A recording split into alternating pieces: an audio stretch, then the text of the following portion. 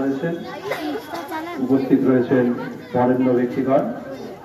বাচ্চারা একটু চুপ করবে, আজকে তোমাদের জন্য এই অনুষ্ঠান। আমরা সবাই জানি আজকে রবীন্দ্রনাথ ঠাকুরের 165তম জন্ম জয়ন্তী। সারা রাজ্যে শুধু নয়, পৃথিবীর বিভিন্ন প্রান্তে আজকের দিনটিকে পালন করা হচ্ছে। আমরাও এখানে এসেছি। আজকের দিনে তো আমরা দেখতে পাচ্ছি যে বিভিন্ন ভাবে আমাদের সমাজে একটা বিশৃঙ্খল পরিস্থিতি তৈরি হয়েছে। সেই বিশৃঙ্খল পরিস্থিতির মধ্যে দাঁড়িয়ে কবিগুরুই আমাদের শান্তির বাড়ি ছিটিয়ে দিতে পারেন, আমাদের স্নিগ্ধ করতে পারেন। তো এটার একটি কবিতা অনেক ছোটবেলায় পড়েছিলাম, হঠাৎ করে আস্তে আস্তে আমার মনে হলো একটু চেষ্টা করে দেখি বলা যায় কিনা। প্রশ্ন: ভগবান তুমি যুগে যুগে দেব পাঠায়ছো বারে বারে দয়াহীন সংসারে। তারা বলে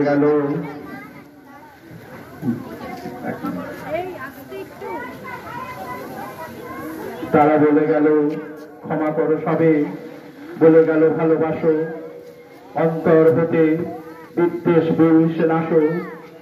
বরণীয় তারা স্মরণীয় তারা তবুও বাহির দ্বারে, আজ দৌড় দিনে ফিরানো তাদের ব্যর্থ নমস্কারে।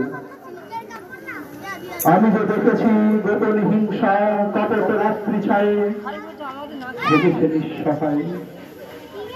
আমি যে দেখেছি প্রতিকারহীন সত্যের অপরাধে, বিচারের বাণী নীরবে নিভৃতে কাঁদে।